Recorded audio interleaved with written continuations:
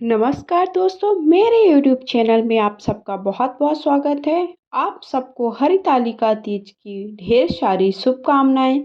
हरितालिका तीज का व्रत आप सबको कैसे रखना है, कब रखना है, पूजा की विधि क्या है, पूजा की सही सामग्री, आवश्यक सामग्री क्या है, ये सारी जानकारी मैंने पहले ही चैनल पर अपलोड कर दी है। आप सबने नहीं देखा है तो प्लीज़ लिंक आप सबको डिस्क्रिप्शन बॉक्स पर मिल जाएगा। अभी आपको सुहाग कैसे लेना है, तो जब आप चौथे पहर का पूजन करोगे ब्रह्म मुहूर्त में उठ करके, तो जो आपने शिव जी और माता पार्वती और गणेश जी की शिवलिंग बनाई है, पार्थिव शरीर बनाया है, उनसे इस तरह से देखिए, जो आपने साड़ी का छोर है या पल्लू है, उससे इस तरह से माता के ऊपर पहले अच्छे से सिंदूर आपको समर्पित कर देना है। समर्पित करने के बाद 7 बार आपको सुहाग लेना है, 7 बार सिंदूर अपने माथे पर लगाना है।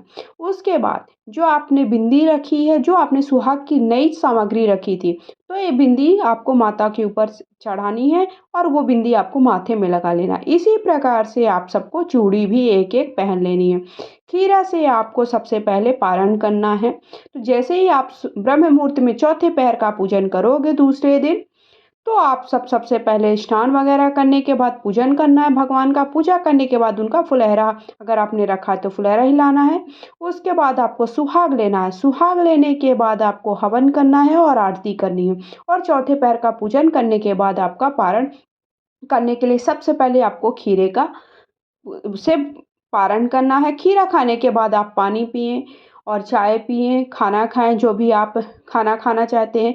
उसके पहले ब्राह्मण को यथासंभव जो भी हो आपके पास, वो दक्षिणा और थोड़ा सा दक्षिणा के लिए जो भी सामान है वो ज़रूर निकाल दें ब्राह्मण को दान देने के लिए। या फिर आप जिसको भी आप सुहाग की सामग्री और थोड़ा सा बायना टाइप का निकाल दीजिए, जिसमें आप सब थोड़ा चावल, गेहूँ, आटा, सब्जियाँ, फल, मिठाई और सुहाग की सामग्री जो आपने घर पर पकवान बनाए हैं, वो सारी सामग्री निकाल करके एक पात्र में किसी भी ब्राह्मण को या ज़रूरतमंद को दान देने के लिए निकाल लें।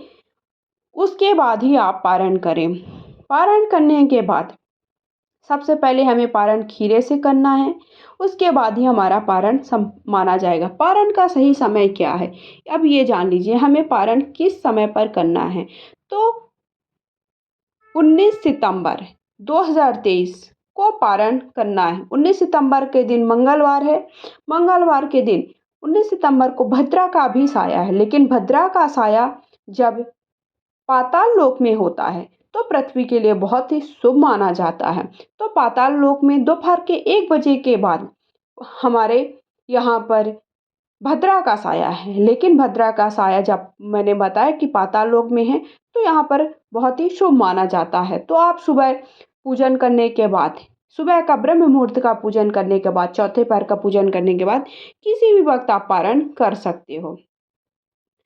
अब आप सबको हरितालिका तीज पर विवाहित और अविवाहित लड़कियां भगवान शिव और मां पार्वती की विधि विधान से पूजा करती हैं। पूजा करने से पहले आप सबको व्रत का संकल्प जरूर ले लेना है। इसके लिए आप सुबह ही चौकी को सजा लीजिए। भगवान शिव और मां पार्वती की मूर्ति की चौकी पर रखें। जल और कलश भी स्थापित करें। चंदन, धूप, दीप नैवेद्य से भगवान को भोग लगाएं। मिठाई अर्पित करें। जो भी पकवान बनाए हैं वो अर्पित करें। सुहाग का सामान माता पार्वती को अवश्य अर्पित करें। मंगल कामना करें। इसके बाद भगवान शिव और मां पार्वती की विधि विधान से पूजा करके कथा करें और आरती करें। कथा का वीडियो भी लिंक पर आप सबको मिल जाएगा। इस दिन महिलाएं सुहाग के सामान से पूरा श्रृंगार करती हैं। हाथों में मेहंदी अवश्य लगाएं और चूड़ी पहनी जाती है। तो इस तरह से आप सबको विधि विधान से पूजन करना है। बाकी सारी जानकारी मैंने, क्या महिलाएं पहली बार, इस बार अगर आप व्रत रखना चाहते हैं तो क्या आप पहली बार व्रत रख सकते हैं, और आपको पारण कब करना है, भूख प्यास कम लगे इसके लिए आपको किन नियमों का, किन बातों का ध्यान रखना, ये भी मैंने पहले ही लिंक आप सबको वीडियो अपलोड कर दिया है। अभी मैं आप सबको बताऊंगी कि इस दिन हमें कौन से काम नहीं करने चाहिए।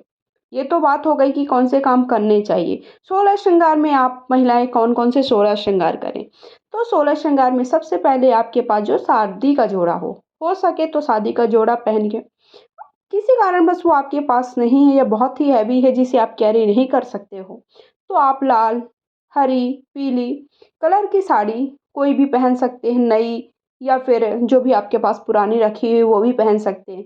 उसके बाद मांग टीका, गले में पहने मंगलसूत्र, माथे पर बिंदी, बेंदी, नाक में नथ, हाथ में पूरी भर कर के चूड़ी सिर और मेहंदी लगाएं, कमरबंद बाजूबंद पहने। उसके बाद पैर में पायल बिछुआ आलता लगाएं। इस तरह से हमें पूरे 16 श्रृंगार करना है और बालों में गजरा लगाएं। जितना ज़्यादा हो सके आप उतना चीज़ें पहने। और यही अभी कुंवारी कन्याएं हैं तो आपको केवल मंगलसूत्र, सिंदूर और बिछुआ ये छोड़ कर के आप आप चीज़ें पहन सकते हो। हरतालिका तीज के दिन हमें भूल से भी गलती से भी कौन से काम नहीं करने चाहिए। मान्यता है कि हरतालिका तीज के दिन किसी भी जातक को क्रोध नहीं करना चाहिए अर्थात गुस्सा नहीं करना चाहिए, क्योंकि गुस्सा करोगे तो व्रत का कोई भी फल नहीं मिलेगा, साथ ही साथ आपको भूख प्यास भी बहुत ज़्यादा लगी। इस दिन जो महिलाएं व्रत रखती हैं उसे किसी भी प्रकार का कोई भोज्य पदार्थ ग्रहण नहीं करना चाहिए, अर्थात हमें अन्न का सेवन इस दिन नहीं करना चाहिए। किसी कारणवश आप जल ग्रहण कर रहे हो, ठीक है, अगर आप गर्भवती हो या फिर आप बीमार हो तो आप फल ग्रहण कर सकते हो और जल ग्रहण कर सकते हो, लेकिन हमें अन्न का सेवन बिल्कुल भी नहीं करना है।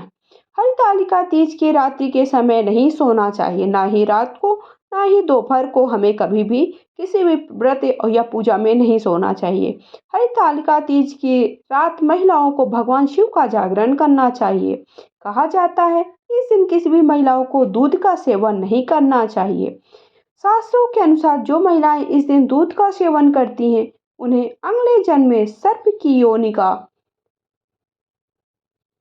प्राप्त होती है, इसलिए इस दिन किसी भी कारणवश भी हमें दूध का सेवन नहीं करना चाहिए। हरतालिका तीज पर क्या करें? हरतालिका तीज के दिन जो सुहागन महिलाएं सरगी करती हैं, सरगी में फल मेवा पानी आदि होते हैं। प्रातः काल सरगी का सेवन करने से शरीर में एनर्जी भरी रहती, इसलिए इस दिन ये काम हमें हमेशा करना चाहिए। महिलाएं हरतालिका तीज पर पूरा दिन निर्जल रहना चाहिए।